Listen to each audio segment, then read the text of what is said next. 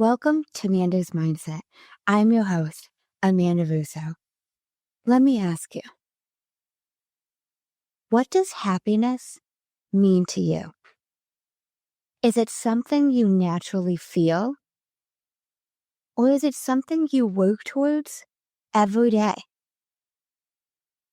Today, we're exploring what it really takes to cultivate lasting happiness. I am joined by Piret, a happiness expert and guide, who's sharing 5 essential tools to transform your mindset and embrace more joy in your everyday life. Now let's dive in. Welcome to the Amanda's Mindset podcast. Here you'll find both monologue and interviews of entrepreneurs, coaches, healers, and a variety of other people, where your host Amanda Russo will discuss her own mindset and perspective and her guest mindset and perspective on the world around us. Amanda's and her guests will help explain to you how shifting your mindset will shift your life. Welcome back to another episode of Amanda's Mindset. I'm your host, Amanda Russo, and I am here today with an awesome guest who I am so excited to speak to. I am here with Piret, who is an author, a personal guide, and a happiness expert, which I was so fascinated by when I first read that, because I was intrigued as to what a happiness expert exactly was. She's also a promoter and a teacher of non-dimensional perception, and we're going to get into what that is as well. She's originally from Estonia and has been living in the US for the past 20 years. Her goal is to guide people on a journey toward a more fulfilling and happier existence. And she accomplishes this through her YouTube channel, her teachings, her writings, and her personal guidance. And I am so thrilled to be here with her today. Thank you for joining me. Hi, Amanda. How are you? I'm great. How are you? I'm doing good too. Thank you. Thanks for Excited about our conversation. Me too. So who would you say Pura is at the core? Generally why I'm saying of that the happiness expert is that's like what I do mostly, but I'm generally, I would say, interested in everything, interested in life, like enjoying life. And that's why I'm not happiness expert is something that I enjoy giving to people, but otherwise I'm interested in everything in life.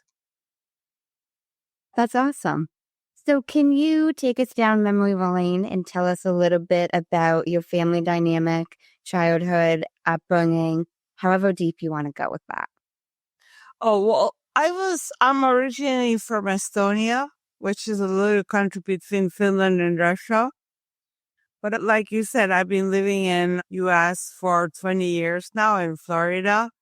So that's kind of like most of my background in this way. But I've been like I always say, curiosity and all this. For me, I've been a person who always likes to discover new things and go on adventures, go meet new people, be outside traveling. So whatever experience or adventure is there to take, like I'm for it right away. That's awesome. Now, did you have any siblings growing up? Yeah, I have 2 older brothers. And how was that growing up with 2 older brothers? You get spoiled because you're the only girl. You're the only girl in our family. And I was just not just being only girl in my family, my mom's sisters and everybody around, they all had boys as well. So I was like really much like only girl around. So everybody was excited about that. And I was one of the youngest as well. So Oh, so you probably got a lot of love and a lot of spoiledness. yeah, and protection as well from my older brothers. So it was like in the playground and everything, everybody knows don't mess with her because she has older brothers. That's so sweet. And so how was high school for you? How was schooling for you? Well, our schools are so much different in Estonia to begin with. So our schools are so much smaller, all the structure, everything is different. So my school experience, especially high school, was awesome. Like we were creating events, we were doing all kinds of craziness things. It's nothing like American schools. It's so much different. I still am in contact with even from kids from my first grades, my kindergarten friends. I still right now we communicate. If we do communicate through Facebook, but still there's communication there. That's So so sweet. those relationships there, they stay really through your life, all through your life for most of the people, not just for me. Because schools are smaller and you get to be with your same people from first grade all the way to the at least 10th grade and then high school as well, unless you move away to a different city or something like that. That's awesome. Did you go to college post high school? I did, but I did different school systems again. But back then, I had three different hobbies. My hobbies were always like movie making, psychology, and fashion. So for my after school college, I actually went for fashion. So in my background, I also did when I first was in Florida for a while. I did little bathing suits collection, like two of them. That's why I'm like saying like more interested in all kinds of different things. So I've done a lot of really cool things in the past, and that's I think what creates my happiness, and that's how my happiness expertise comes from as well. That's awesome. No, I love how you mentioned experience and experience, like, and that creates and adds to the happiness. So, how did you get into this happiness expert? You went to college for fashion, and then where did the happiness expert come in? Well, that's the thing with my hobby with psychology. So that started really young age as well. I was reading all the psychology books, all kinds of different philosophers and things like that. I was reading emotional intelligence when I was 16. So from there on, I have been always investigating. And then I was like reading and self study, mostly self study on all that. And then from there, I started getting more into, and then when I get to America, I got it more into coaching. So I started looking more at coaching people and all that. And then I started going more into happiness and adding more knowledge about happiness. Because for me, I'm one of those naturally happy people. You know, like they say, oh, they're just naturally happy. So I'm one of those. But when I was teaching others and I was working with others and just general conversation with everybody and my friends and all the things, you see, not everybody has that. So my question was, why can't they be just like me?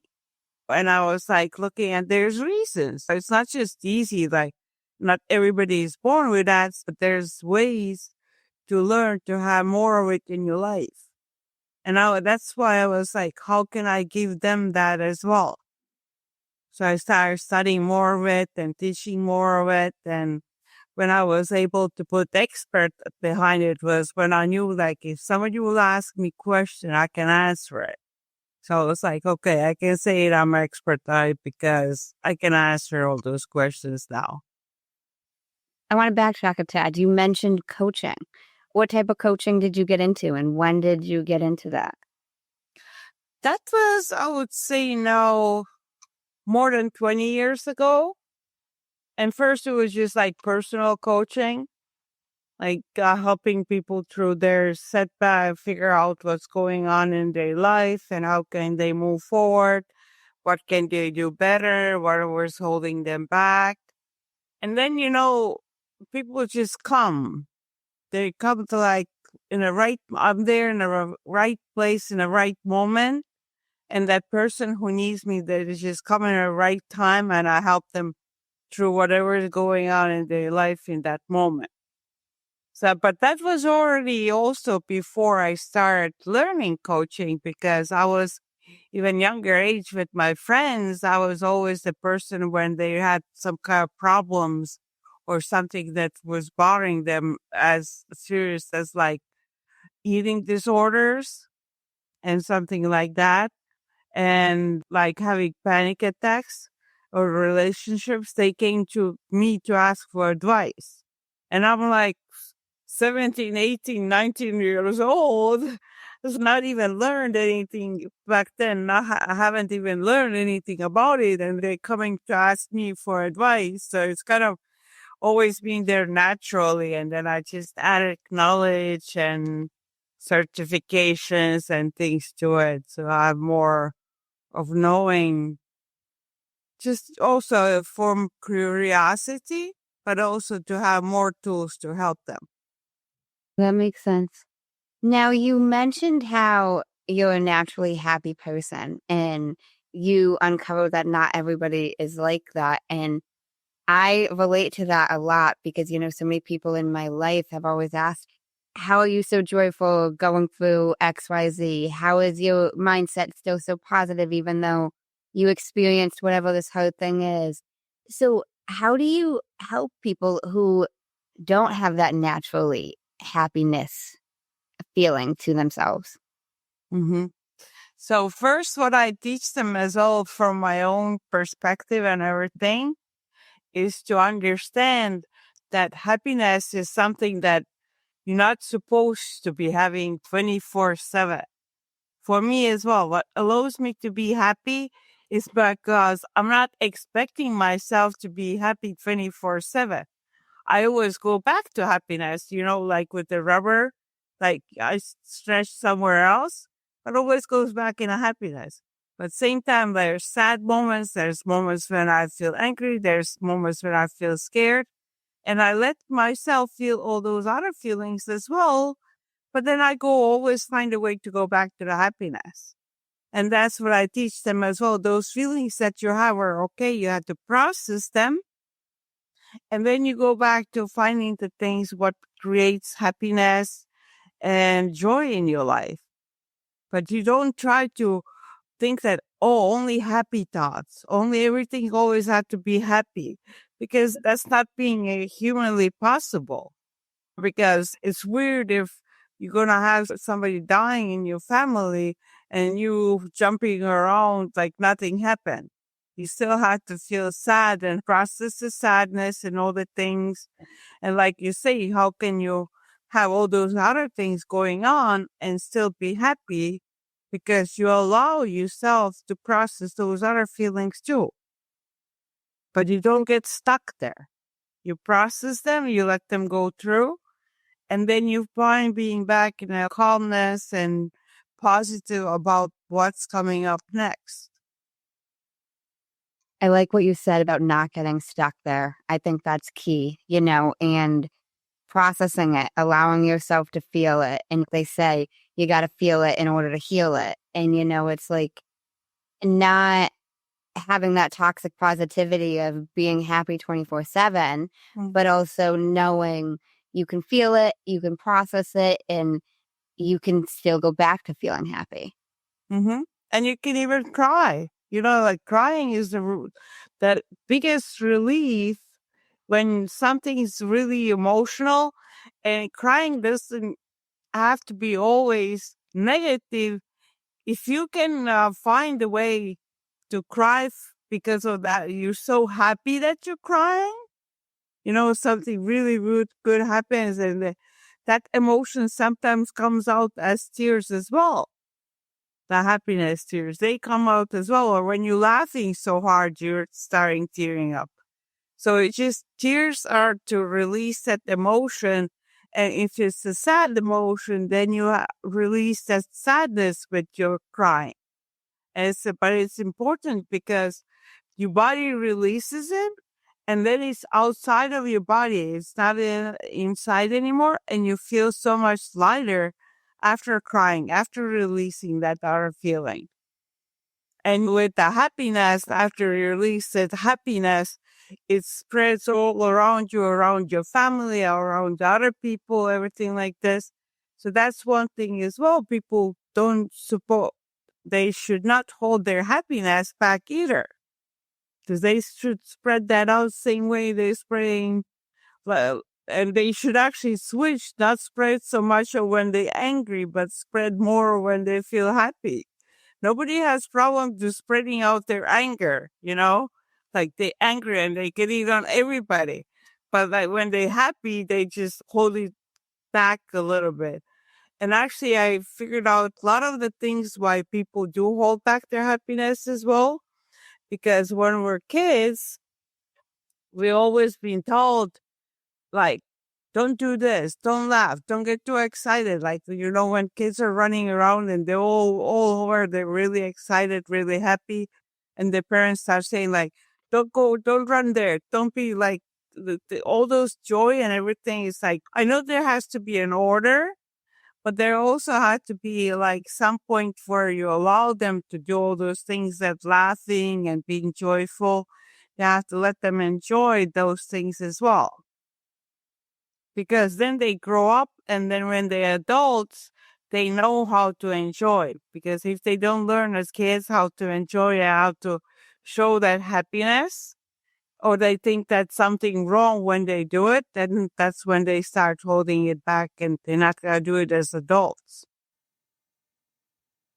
Yeah, that's so true. I like how you mentioned letting it out, like letting it out of your body and releasing it, whether it's crying, I like how you mentioned too, anger was so quick to release on other people. And I think even releasing your own anger, whether it's screaming and not at someone, but just like letting it out. Like, when do we ever just yell? I don't think anger is a bad emotion or feeling if it's processed the right way, because there's certain things in life that, okay, yeah, you're angry over this, which isn't a bad thing. And allow yourself to feel the anger, allow yourself to process through it, not dwell on it, not sit on it, not put it onto somebody else, but just letting it out so it's also not in your body, because our body holds on to things, even if it's these feelings that we have, even if it's these emotions, and not expressing it, it gets built up. Exactly. And that's what we were saying, that not to release on other people. Anger is one of the things that you should not release on other people. And that's the one that you have to release, but release it like you can have other people to hold the space for you to release it. Like they there with you, they help you. Like you were saying, screaming. It's okay, let's go somewhere in the woods or come in the car with me and scream in my car, like let it out. And you're allowed to let it out and be angry, or just talk about what you are angry. Like, well, I had some of the group sessions where people come and they just feel this space that I'm holding.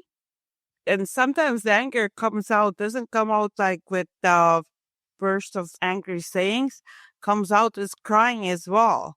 And that's where they say there's like they're holding space for anger. And next moment, it's just that person that you can see them holding. And next moment, there's like, I am so angry. And they just break down, they cry, and they talk about all those things that are making them angry. And you can see how it comes out and just releases.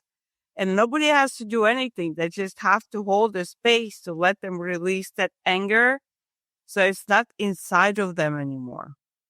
And it's so powerful to see, because like how they feel afterwards, after they release it all.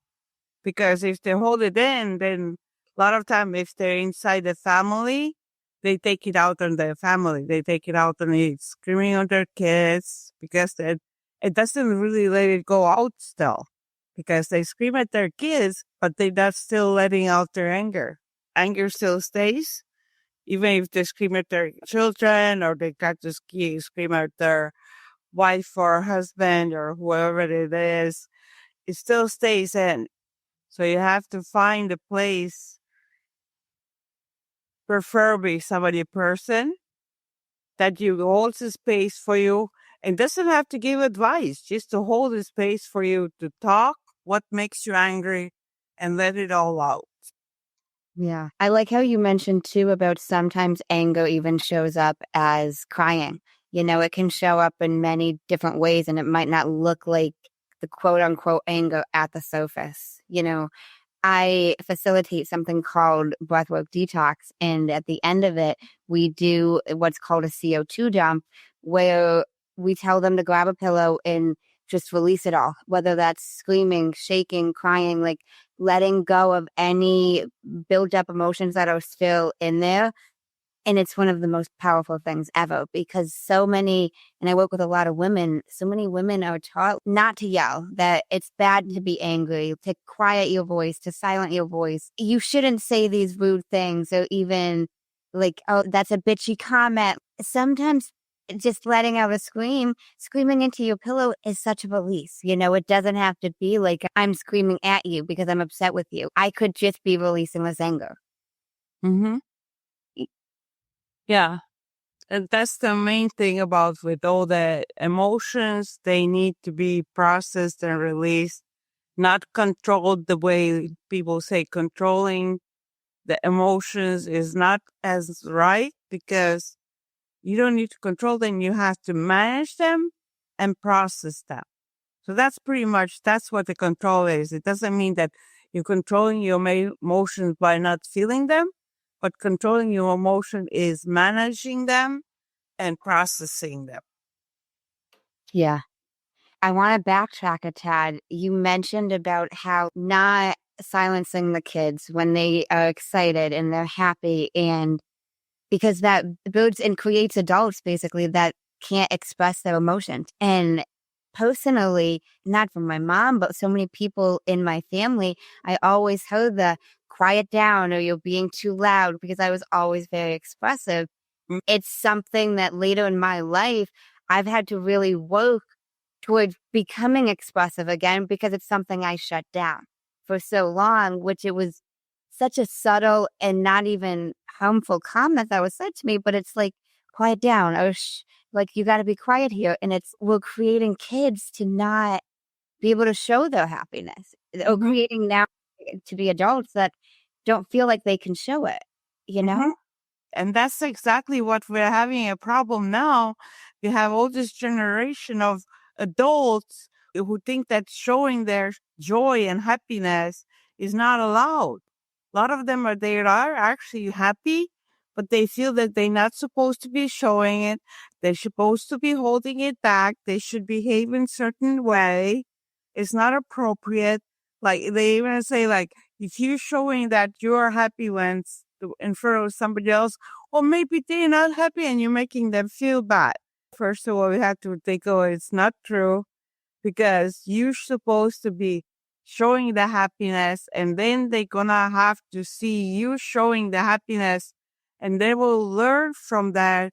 And later on, they're gonna be able to show their happiness as well. Maybe not in that moment, but later when something happy happens in their life, they're gonna be able to show it as well because they learn from you. So we just have so many adults and that's what I'm working on as well. So many adults, their life, they're living a good life.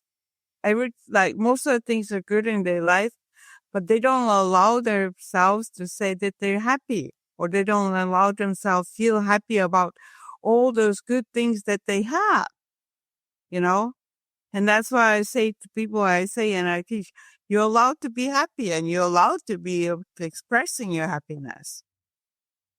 I think some people could even feel that fear of not wanting to seem like they're bragging or like they're showing off. Like we have this culture in social media nowadays that a lot of people seem like they are like just trying to get a quick like. And, I think some people could have the mindset of, I don't want to portray this happiness out there because I don't want to look like I'm egotistical. Mm-hmm. Yeah. So we kind of have to get away from that. And that's what I'm trying to teach now as well. And I was just thinking about it a few days ago. I started thinking about this one. When you see a woman going around, let's say a woman meeting in a gym or something like this, when they go there and they say like, oh, this part of my body doesn't look good and this part of my body doesn't look good. Like women go like this and they communicate and connect like this in a gym. Okay. But now look at the men. What do men do in a gym? They flex out. Look at my muscles. Look at my muscles. Look how strong I am. Look what I can do. Like they completely different mindset, you know? And I think women should go like this in a gym as well, or like other things in their life as well. Go and show like even in the business, men always show off, you know? Men always try to show off and women right now hold back. So if women they have to show off as well. They have to allow the other woman to show off too. You know, they should be okay if somebody else is showing off. And it takes a little bit of time to get over that jealousness feeling because I have it. Everybody has a little bit of a jealousness. Like, okay, they get to have all those things, but to understand that jealousness is not towards that person, but it's more of like the feeling that I want to have those things too. So you kind of have to think about it like the feeling comes from wanting those things too, and maybe try to find a way how could you have it, or just come in a like realization that I can't have all that, but I can have my own things. You know, I have my own things and realize more about what you have your own and feel good that they have that and also feel good about the things that you have. But it takes time to relearn all those pre-learned old emotions, you know? I love how you said that it takes time to relearn. You know, that's with everything. Like rewiring our brains to relearn whatever it is, like what we've been taught, what's been said to us, even like myself, retraining myself. And it's taking time to be able to express myself, be more comfortable being loud when for so long it was something that was shut down in me. Mm-hmm. You know, do you have any suggestions for anybody to feel safer to express their happiness? If it's not comfortable right away, you start with small things. That's what I would say. Start with small things. Start noticing what does make you feel happy.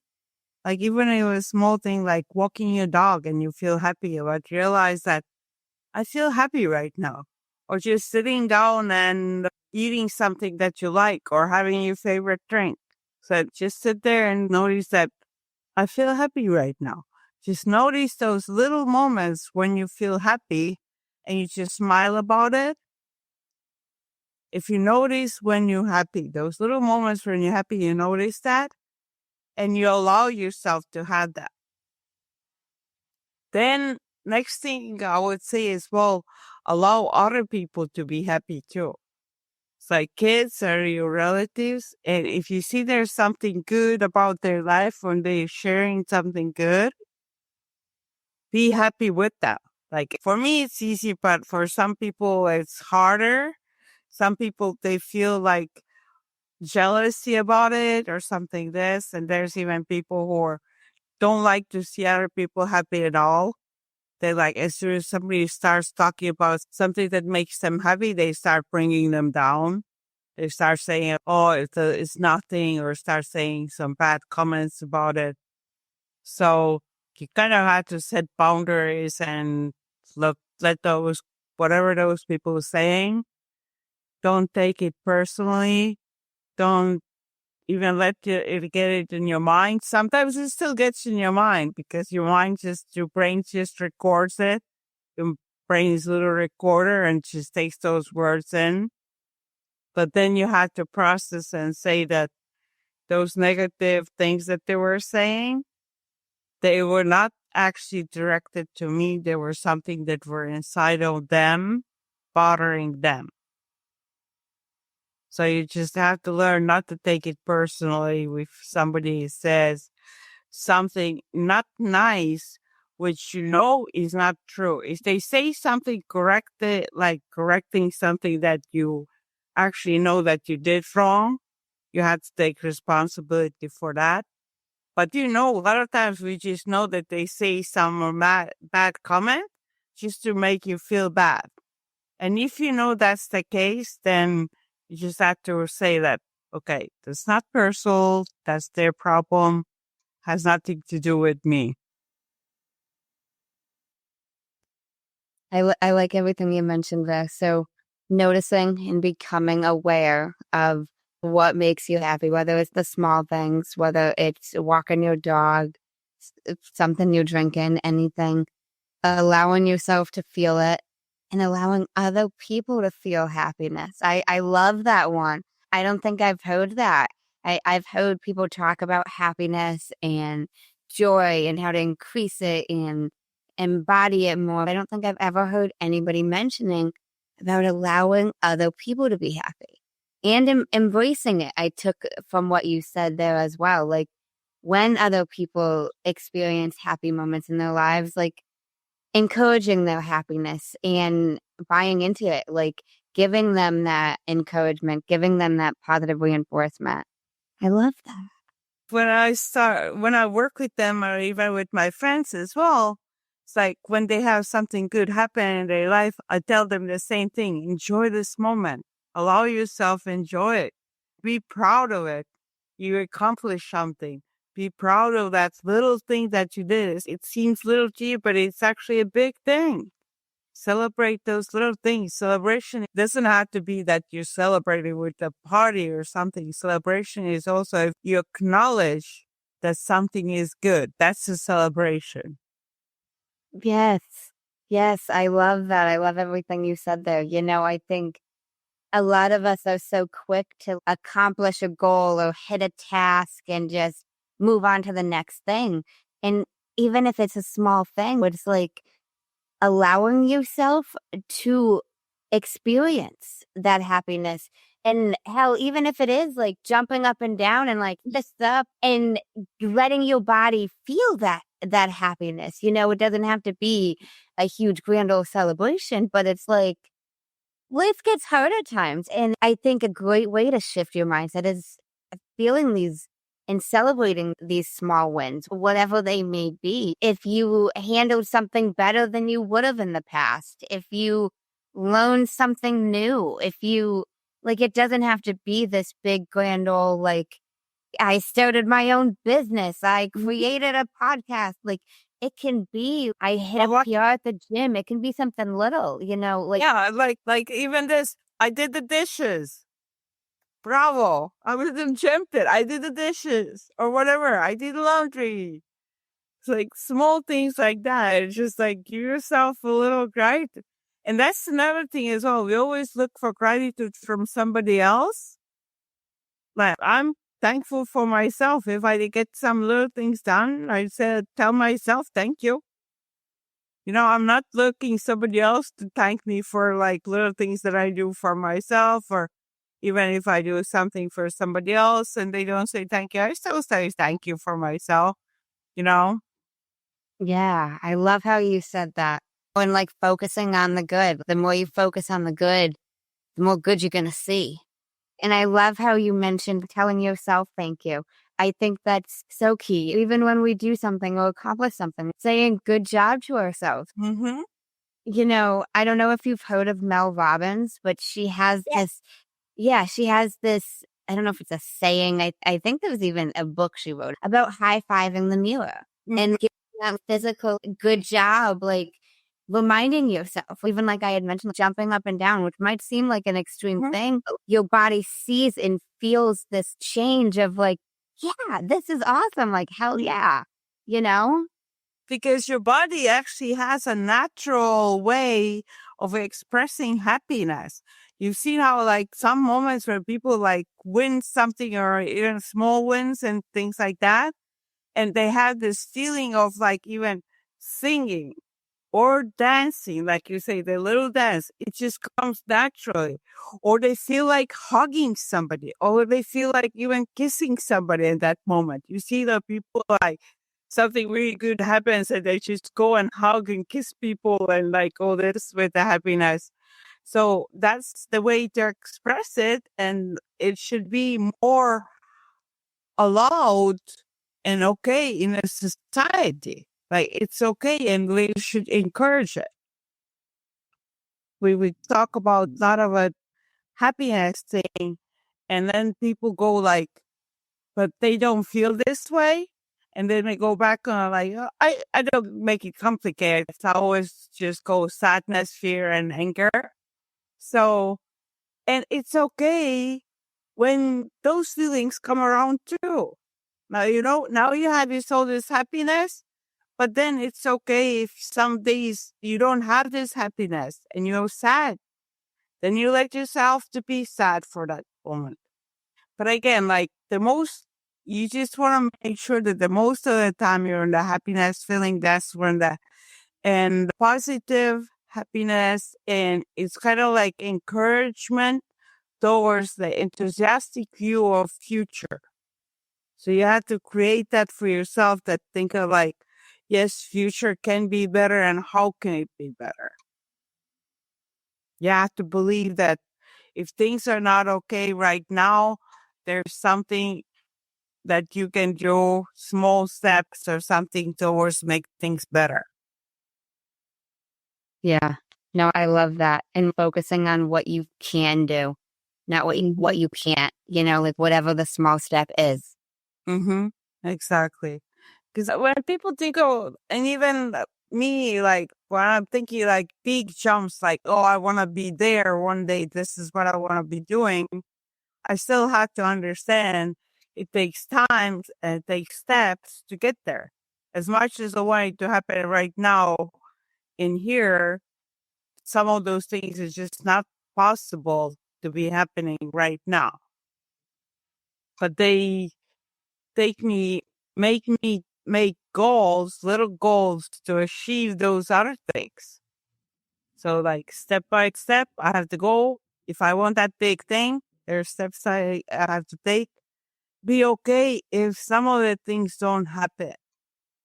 Like it's really hard when some things don't happen or something completely different happens when you make plans, and all those plans get messed up by something else that happens. And then I call those things, I learned to call those things adjustments. So it's just adjustments by life, and you don't get stuck like, okay, it didn't happen, so it's not supposed to happen. You just have to find a way.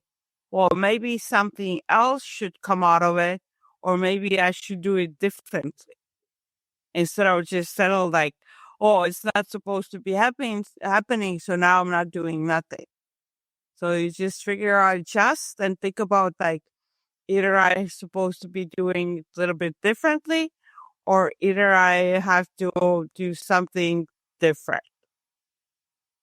And I like also when they were saying that if you get tired, you don't quit, you just take a break. You know, you do take a break, and it's okay. You have to pause yourself, and your body just needs, even like one full day. Let's say you have all day full of things that you need to be doing, and one moment your body just can't do it anymore. It wants to take a break. You just have to figure that you have to allow yourself to do that. Because if you keep on pushing towards still doing all those things, sometimes it's okay if your body can still do it. But if your body tells you, no, you need a break, then you have to allow yourself like your 15-minute break, 2-hour break, whatever it is. You have to allow you to just do that, and that's also something, all those things are things that you have to slowly start bringing in your life. You're not going to change like today you're one way and tomorrow you're different, kind of like that. But like they still have more practice and practice until that becomes natural for yourself to have more like positive mindset instead of being angry all the time or being scared all the time. So those little steps, noticing when you feel happy and allowing yourself to have that feeling to begin with. But I think that because what happens is, well, your body and your brain and your whole being starts liking those little moments and starts looking for more. It's like, how can I have more of this? How can I have more of this? And starts like bringing you to those moments and experiences where you can actually have more of those moments because they feel good and your body wants them. Yeah. I want to touch on something you mentioned there that I think a lot of people don't talk about is being okay if something doesn't happen and the adjustments, because we all have so many different goals, and all my listeners listening to the podcast so into self-development and leveling up their life in some area or another. But I think that is so key. And I love how you mentioned too, maybe something else is meant to come out of whatever this is. Like you're pursuing a certain goal, a certain passion, whatever. If you don't achieve or hit X, doesn't mean you won't achieve or hit something that you're meant to along the way. Yeah. And like you have this big goal and you have it set in a small sections. Let's say first thing went good, second thing didn't go good, and then you give up on all the things. No, you just have to understand that only that second thing didn't happen the way you planned to happen. And you go to the third one and you can still achieve the big thing that you have in plans. So just like if one small step on there didn't happen, that doesn't mean that your big goal is not achievable. You can still get the big goal. You might just have to get it different way, find a different road to get there. Yeah, I love that. There's the different ways to the same goal, even travel wise. Like we can all get to the same place. You had told me you're in Florida. There's multiple ways to get to Florida. You can take a plane, a train, a bus, a car. There's multiple ways to even get to the same physical destination. So like multiple people can achieve the same goals, whatever it is in life, by going different routes to get there. Mm. And I also liked how you mentioned about adjustments because I think, and this is something I myself have struggled with a lot, is I get this mindset of I'm going to do XYZ, and if XYZ goes slightly and it's just XY, I don't necessarily like that. But, I had a guest very early on in the podcast, and I had asked her if she had a suggestion for people who, if they were trying to meet a goal and were struggling, and she said, maybe the goal isn't meant for you. Maybe it's not something you're meant to do, which I kind of feel like I got from what you were saying there. Like, it might not be something we're meant to pursue, and it might lead us down a different path of pursuing something else, if that makes sense. Yeah, and that can be a case as well. So you have to figure out, is that for yourself? You have to figure out, like, is it something that's not meant to be? Or is it something that you still want to do and you have to find a different way to do it? So that's for yourself to adjust to your feelings and see which one it is. Because like I was saying in the past, I was doing a bathing suit collection, but that was part of my life as well. And now I'm not doing that at all. That was part of my life in the past. And now I'm doing all this happiness and teaching and all this psychology thing that was also part of my hobby. So that was one part of my past and one part of my journey. And then you have different parts of your journey doing something completely different. That makes a lot of sense. So, what would you say happiness means to you? For me, it's just the way of just being. I don't give it like some really big meanings and something like magical around it or something. It's just the feeling good, feeling that things gonna be fine in the future. Things that happen, I can leave them in the past. They happen. It's okay. I'm fine with it. Not everything. There's not a single person on earth who had everything perfectly happen in their life. Could be people who had like most of the things perfectly, but not the person who like everything was perfect. There's still struggles of this, that, and same way with me. But in general, It's your attitude towards life, but it does build up on those things that happened in your past. So if somebody I'm going to right now from happiness point of view, if somebody had only bad things in the past, like growing up in a bad environment and all this. So for them, how to find happiness again was the same questions that you asked for me. What is happiness for me? So they have to figure out what is happiness for them and not to go so much about what the general idea of happiness is. So that's what for me, like you were asking, I feel happiness just from being, but small things will make me happy. Like when my daughter's laughing at silly things, that makes me happy because she's laughing. When my cat jumps on my lap and wants me to pet her, that makes me happy. If I'm able to help some of my friends with something, that makes me happy. If some of my friends help me with something, that makes me happy. So I've already learned all those little things, I talk about those little things. I learned to notice those little things in my life that make me happy, and I want more of that all the time. I love that. That's awesome. So I'd love if we could transition a little bit, but I know you are an author and you wrote a book. And honestly, reading the title of the book made me happy because it said Joyful Life Jumpstart. And then a subtitle was Learn the New Mindset That Will Help You Live Your Best Life. And I instantly smiled reading that. I loved it. So, can you tell us a little bit about your book, how you decided to write it, backtails, anything you want to tell us about it? It just started to come together naturally. Naturally, I felt like I need to be writing this. So I started writing it on the side, a little bit here, a little bit there, and it started coming together right away as the full book. And it's more like this one is more like a workbook. So it has pages that you can fill in. There's questions that you can answer and all the things.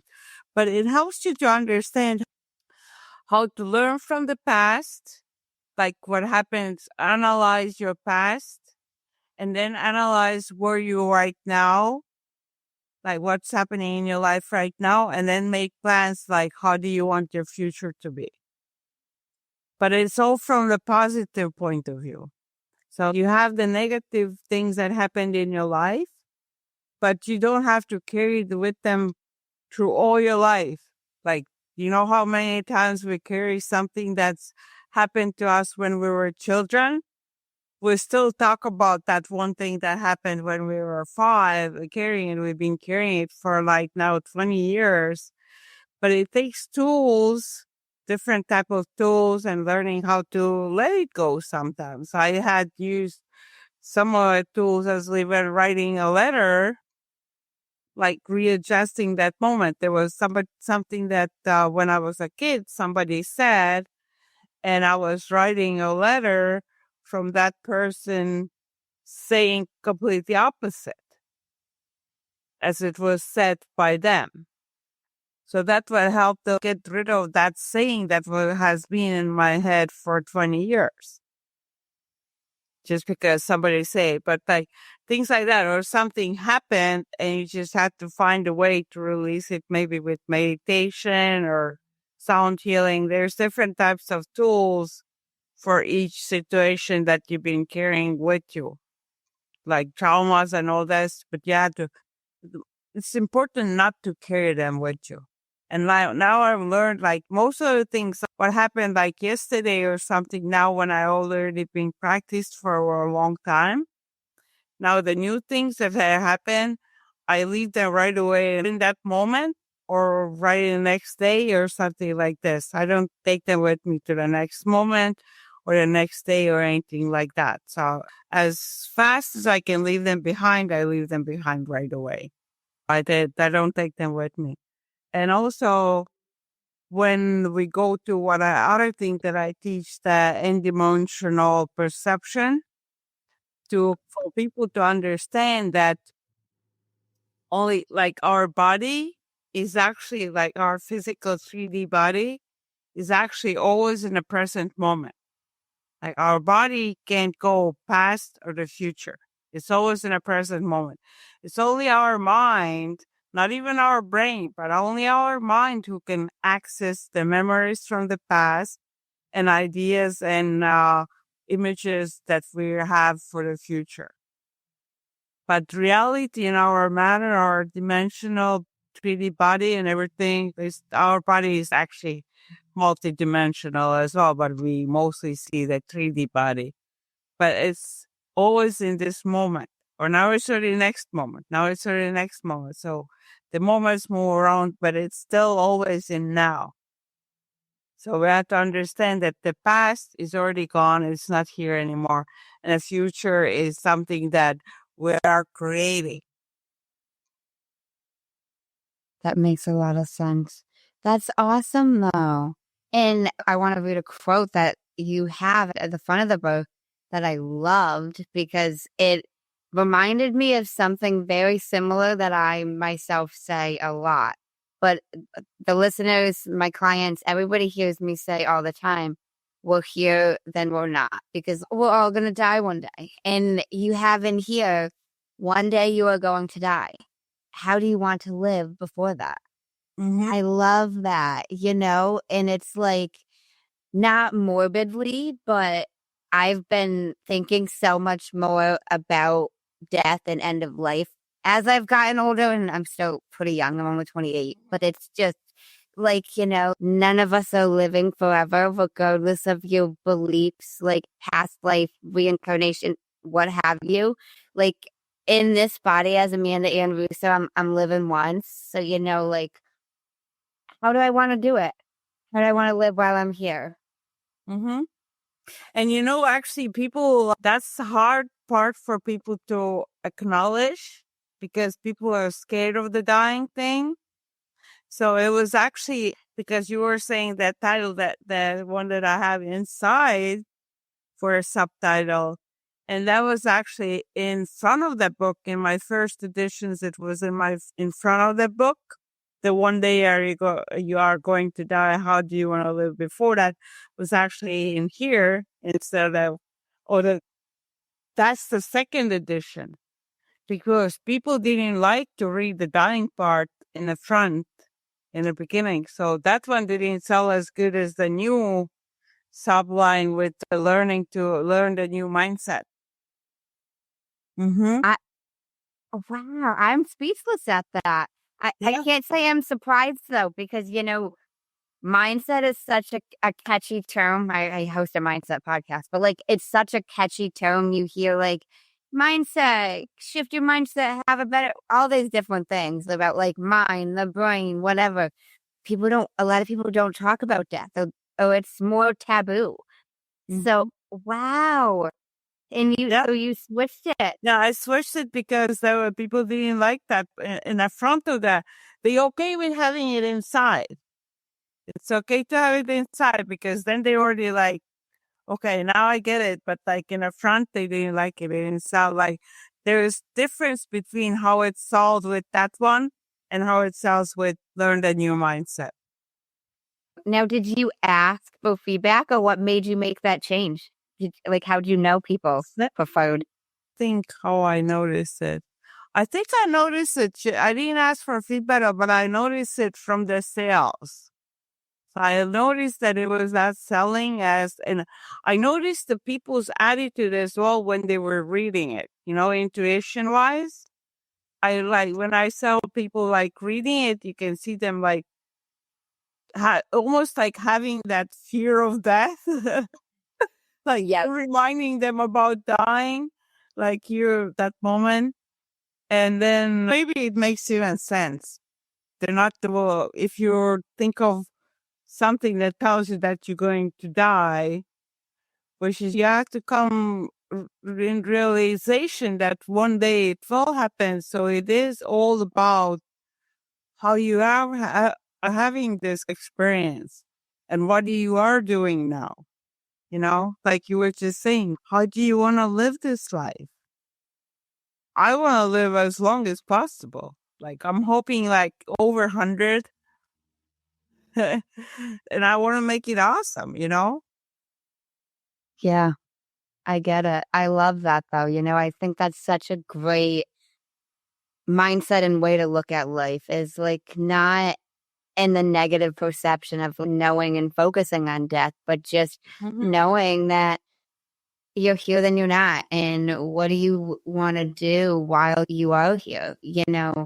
I had, and this is probably my favorite question I've ever been asked, but I had a guest ask me, like, it it's deeper than just what you want to experience in life and what you want to do, but it comes down to at the end of your life, when you're sitting back looking back on life, what is going to make you shed a tear and be so happy that and grateful that you experienced these moments? Like, what is that for you? Is it having kids and starting a family? Is it traveling the world? Is it becoming this successful corporate lawyer? What is it for you? Like, everybody's different, but what would it be for you? For me, I have little experiences, like little things that you say yes. Like, have you ever watched that movie? I think what was the movie with who it was, a yes man or something like that, when he was saying yes to everything? Not exactly like this, but the more things that you say yes and you're curious about, I've done so many like out of nowhere situations. Let's say, even for job wise, there was a moment that was like doing different jobs, but there was a situation where I had opportunity to do a mock trial, which is like where they pretend to have a trial to find out the community's responses to certain subject. And I signed up to do it just because I was curious. It was an awesome experience. And it just took one day out of like, you're like half of my day to have this different experience in my life. And that's how I build my excitement and things in my life, going to some kind of event, not expecting anything, just going there and experiencing it. And if you don't like the event, you don't like it. You didn't like this one, you go to the next one and you learn which ones you like and you start going to the ones that you like and you know you're going to like. Or going to and take your dog for a walk in a different park, in different environment. Just like little things like this in your life, then you can add and experience something out of your routine. So your day is not always the same way. Like even if most of the days might be the same way, you have to find ways to have more excitement. And that's what, for me, what makes me most happiest is that feeling of that excitement and doing something different, or even meeting and talking with somebody new. And sometimes for some people, and that's where I work as well with, some people have this anxiety, with social anxiety, where they're not comfortable with talking with other people. So that that's as well takes a little bit work to work through it, and starts with small conversations and start feeling more comfortable with it. A lot of people get almost over it when talking with me because I make it comfortable for them to do it. So when they're already comfortable doing it with me, then they can go and do the same thing with somebody else. It's That's just like you're making them feel comfortable. And that's what you can give to others as well. Make them feel comfortable being around you. So when you make the other person feel comfortable being around you, they just automatically want to be more of the same environment and more of the same kind of people around them, around you. And you're just inviting more positive people around you. So because if you have more negative people around you, they will bring you down. And it's really hard to be around only negative people. You probably have experienced that when there's like negative people around and they're just complaining about something. And it just brings you down and down. And it's just like, what do I feel like? How can I get away? Like, I don't want to be here and all the things like that. Instead of if you have somebody who's like just talking about light things or good things and just having fun and enjoying, that brings out more like good feelings. But again, I have to like what comes in my mind to bring down and say, that's what you want most of the time. You still have to understand that there's some moments when somebody needs somebody to be there for their sadness and you're holding the place for that. Happiness is something you want to share with everybody and you want everybody to enjoy it at the same time. But those other feelings, sadness, fear, and anger, those you want to hold the place where they can release it. But you don't take it on top of yourself. You don't get it on your own shoulders.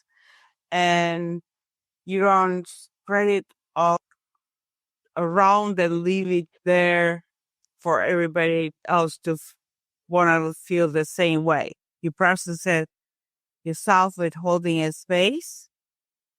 But happiness is what you want like everybody to accumulate and spread around to from one person to another and another.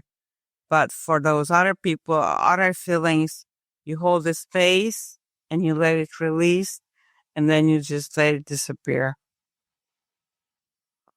Now, I'm the same way in terms of experiences. You know how you mentioned just experiences make you happy. It took me a long time to get to this point in my life, but now if there's something I want to do, an event I want to go to, even if my friends or people in my life won't go with me, I'm just going to go. I've shifted and got this mindset of if I want to experience certain things, I'd rather still get to experience it than miss out on it because somebody else didn't want to do it with me. You know, what comes to my mind is I recently did cow yoga. I drove pretty far to do cow yoga at this farm, and none of my friends would go with me because I drove 2 hours to do yoga in a farm with a bunch of cows. But it was so cool. It was such a fun experience. And, you know, some people think I'm crazy, which maybe I am a little bit. But in 30, 40 years, when I'm much older, I'm going to look back on these pictures and be like, damn, you know what? That was so fun. Then I went to cow yoga. They had cheese and crackers after, and everybody was so friendly. And it was just a unique experience that I won't get to just do every day, you know, out of the normal routine. Yeah. And that's the thing. And you experience so much happiness. And you know, those people are asking, Amanda, why you're so joyful when all those things are going? Because of things like that you do. You know how to do those things and you allow yourself to do the things, but you feel that you're going to enjoy it. It's not for everybody, maybe, but that's definitely something that I would go and do as well because it sounds crazy cool. But other people who don't feel like doing that, they have to find what are their things that they would like to do. Because that kind of experiences are what make your life joyful. You know, It's so true. and the more you can have them, and you know how it is, you feel that inside it, like when you're there with those cows and you feel so silly and everything is like, some might think you're crazy, but that is not craziness. That is the joyful feeling. And some people do say like, oh, it's crazy. No, that is a joyful feeling. And I allow myself to feel this way. So if somebody else can't allow themselves to feel like this, that's not your problem. That's their problem that they can't allow themselves feel this way. Because you are allowed to feel this way and you are allowed to feel joy from this like I'm not gonna say crazy job. It's an awesome thing to experience. I love how you mentioned figure out what it is for you and what experiences you want to experience, you know, and it might not be for other people. And like, I love how you mentioned previously, there's just certain negative people in the world. And, you know, it's just a part of life, but who you surround yourself with will affect a lot. Removing negative people or influences that aren't supporting your life or up leveling your mindset can really help increase your happiness, you know? Mm-hmm. And so, like, if of course you can't eliminate, like, leave those people, some of the people from your life. Some of them you can, and if you can, you absolutely, and some of them you absolutely can and have to. Those negative people, but if you can't, then you have to make boundaries because you have to make boundaries, and you can't let. Because there's some people who just come around and they just start saying negative things and complaining and try to get you in there as well, and you just walk away. And you have some people saying, like, if that's what you want to talk about, I'm not here for this. I'm not going to support you for that. A lot of times for my work or coaching work, I already give them advice how to get over that problem. And if they're not taking that advice, they're not doing anything about it. They just like complaining about that problem. That's their comfort zone, and they don't want to change. They like to complain. They want to complain. They want to keep on complaining about it. Sounds like, hey, you want to complain about it? Find somebody else to complain about it for. I'm not going to be here holding space for you complaining because I already give you the tools to fix this situation. Well, thank you so much for speaking with me. I really appreciate it. This was awesome. Yeah. I like speaking with you as well. I liked your questions. It was really nice conversation together with giving people some more tools. Hopefully people get out of like more ideas how to feel happiness and how to understand that you don't have to be 24-hour, 24/7 happy and happy thoughts only. You have those other emotions for a reason as well. But like find the ways to be more happier than those other feelings and don't get stuck on those other feelings. Feel them and process them and let them go, but try to feel more happiness and pay attention on more of the moments when you feel happy. That's so true. Now, have you heard of a man named Jay Shetty? Yes. So he's got a podcast called On Purpose, and he ends his podcast with 2 segments, and I've incorporated those to my podcast. First segment is the many sides to us. There's 5 questions, and they need to be answered in 1 word each. Okay. Number 1, what is 1 word someone who was meeting you for the first time would use to describe you as? Interesting. Number 2, what is 1 word that someone who knows you extremely well would use to describe you as? Supportive. What is 1 word you'd use to describe yourself? Excited. What is 1 word that if someone didn't like you or agree with your mindset would use to describe you as? Thanks. Because they know some, but they know that I'm right. And they know the positive as well. So it's really, that one is the hard one because even though they don't want to like me, they still like me because they like what I do. But let me say, if they would not like me, I don't have many of those around anymore. Like, so what would they say? I would say maybe it would be too out, like if somebody not comfortable with somebody being like too outgoing. So they will say maybe too much out there, like too much expressive or something. I would not know because yeah, most is there like some people who are like usually like not as happy people. I find it because I'm already know like with the happiness sector, I can see the things that make them happy. So I bring those things up for them. So and they start to like feeling like, oh, how does she know that? And how does she know that? So I'll bring those little things out what make them happy and bring them towards them and start talking about them. And you can see that they're feeling good about it. And I've had a lot of times in the workplaces or like in groups of people, I talk with that person that usually nobody likes.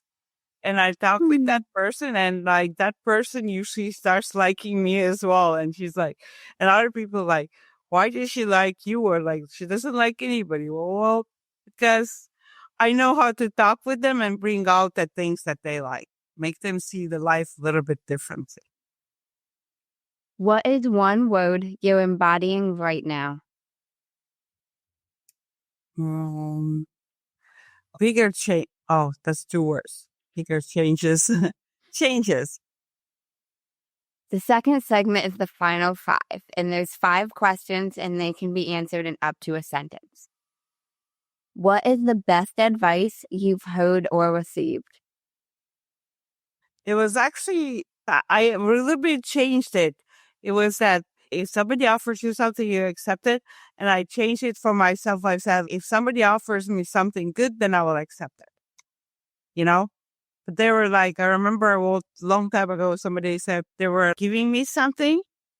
And I was saying, if somebody gives you something, you have to accept it. In my mind, I was changing it for, if it's something good, that I accept it. If it's something not that I don't want, that I don't accept it. Because a lot of people have hard time for accepting things that people want to give them. So I learned like if somebody wants to give me something good, I accept it. You know, like I don't have this like, oh, I don't deserve it or anything like this. It's like, yes, thank you. And I'm sure that adds to your happiness. Just taking it and saying thank you. Mm-hmm. What is the worst advice you've heard or received? Worst one.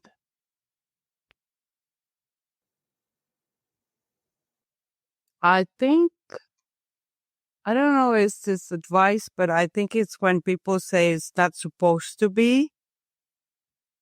Like when they just think that, oh, it's not supposed to be happening at all.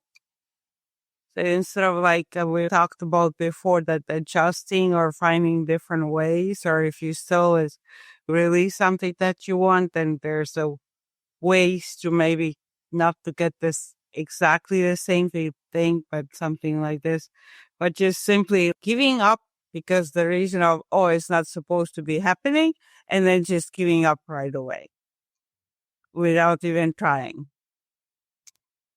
What is something that you used to value that you no longer value? Those are hard questions. They're not easy questions. Something that I valued before and don't value anymore.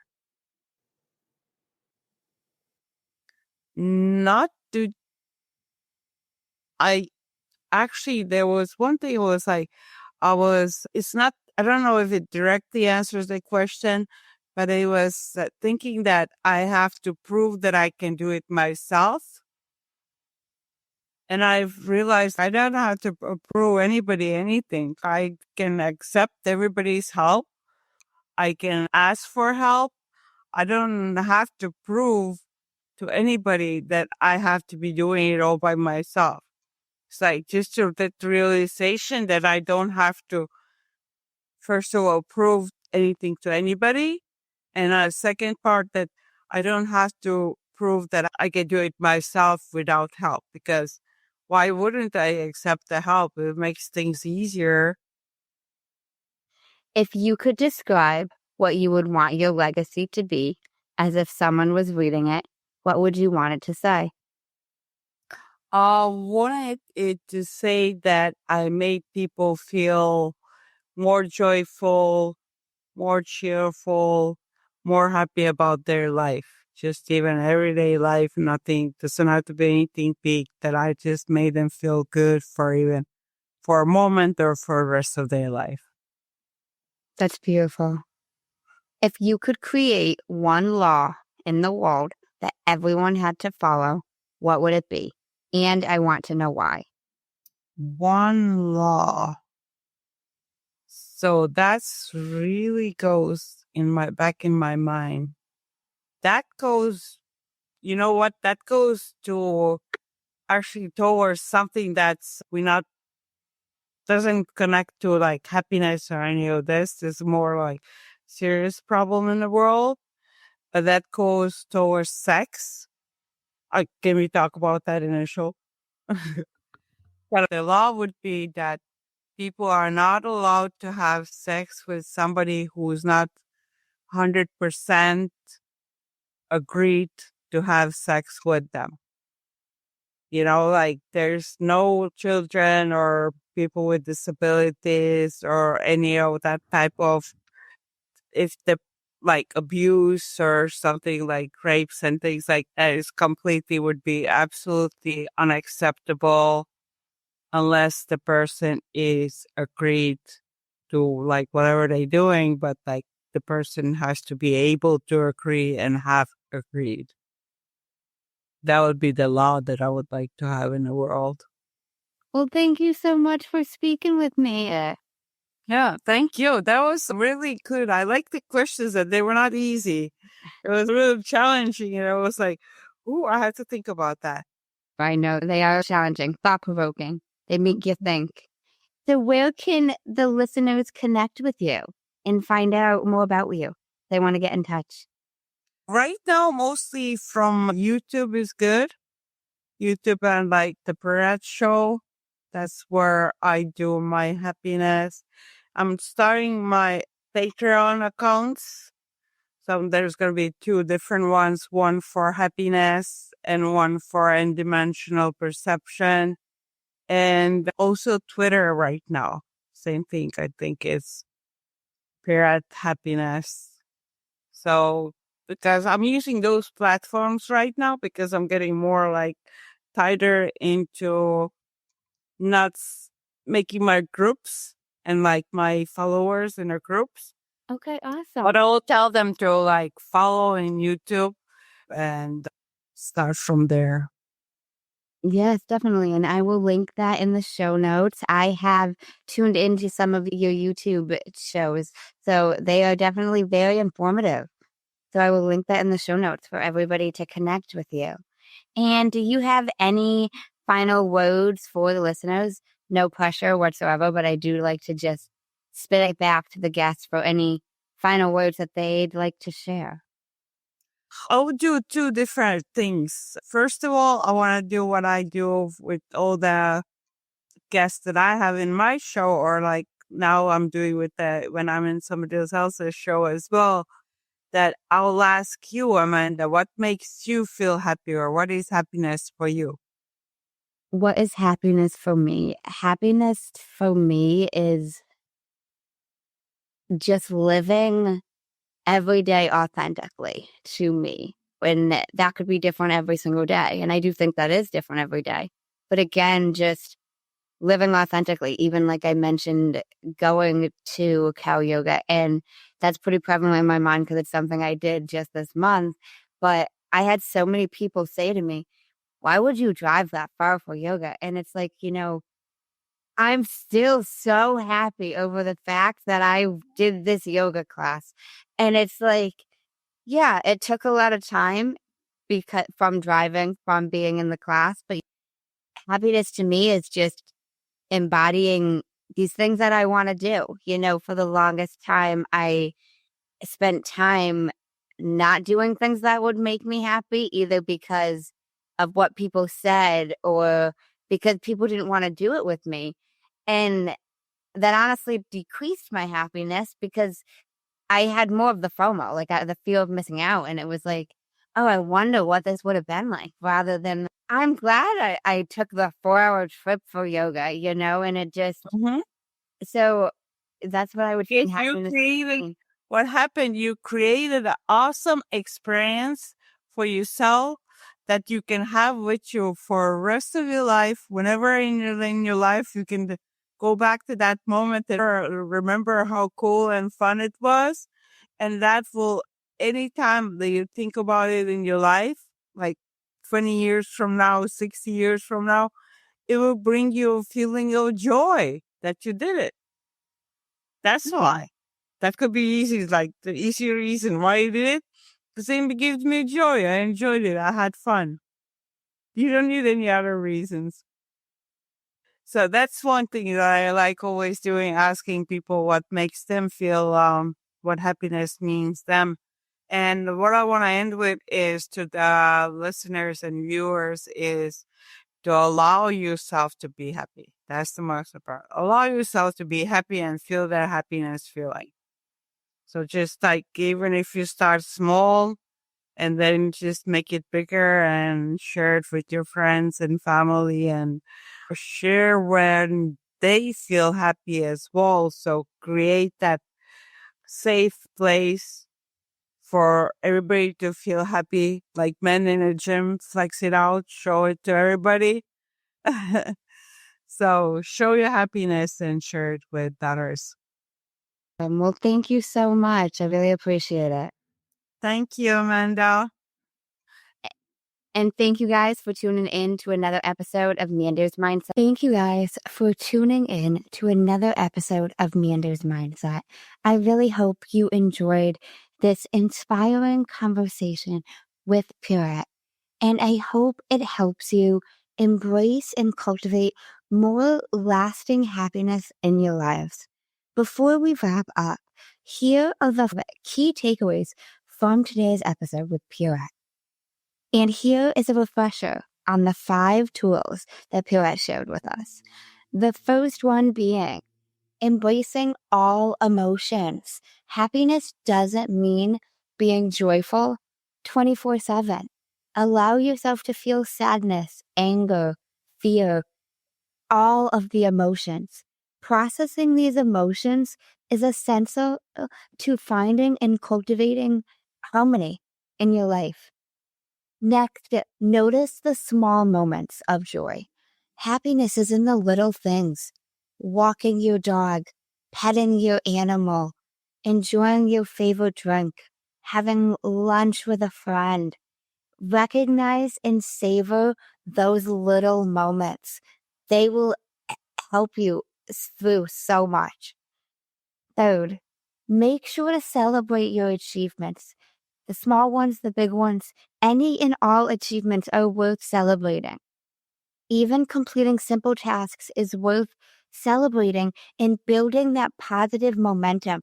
Congratulating yourself, saying thank you to yourself, saying good job to yourself, and cultivating that positive mindset from what you are accomplishing. Fourth, it's really important to set boundaries with negativity. You need to protect your emotional and mental well-being and your energy. And the best way to do that is by setting boundaries with negative people. Maybe that means removing them from your life completely. Depending on your relationship, that might not be something you're able to do, but that means setting boundaries with them and not letting their energy disrupt your progress, your joy, and your well-being. Last but not least, explore new experiences. Step out of your routine and the mundane and try something different, try something new, whether it's something big, whether it's something small. This is how you create lasting joy and excitement. For me, as I mentioned in this episode, when I went to cow yoga, it was something super small, but it's still something that months later brings me so much joy. You know, a big joy cultivation for me was when I took my trip to Bali. Granted, that was a big joy, but there are so many different ways that you can explore and embrace new experiences, whether it's trying a new drink or going somewhere new, embracing a new wellness class, whatever that is for you, but exploring those new experiences. And these 5 key things will really help you cultivate lasting joy. Again, one more time. First being embracing all emotions. Second, noticing the small moments of joy. Celebrating your achievements, setting boundaries with negative people, and last but not least, exploring new experiences. So I'd love to know, which of these 5 are you going to try first? Let me know on Instagram at Meanders Mindset or on Facebook at Meanders Mindset Podcast. I would love to hear from you. Or comment on the video on YouTube. And if you enjoyed this episode, please rate, follow, and share it with someone who could use a little more joy in their life. If you are on YouTube, be sure to subscribe, leave me a comment. I'd love to hear from you. Thanks for listening, and thanks for tuning in to another episode of Mandy's Mindset. I hope this episode helps you cultivate even a little bit more joy, happiness, and well-being within your life. Thanks, guys. Until next time. In case no one told you today, I'm proud of you. I'm rooting for you. And you got this. As always, if you enjoyed the show, I would really appreciate it if you would leave me a 5-star rating, leave a review, and share it with anyone you think would benefit from this. And don't forget, you are only one mindset shift away from shifting your life. Thanks, guys. Until next time.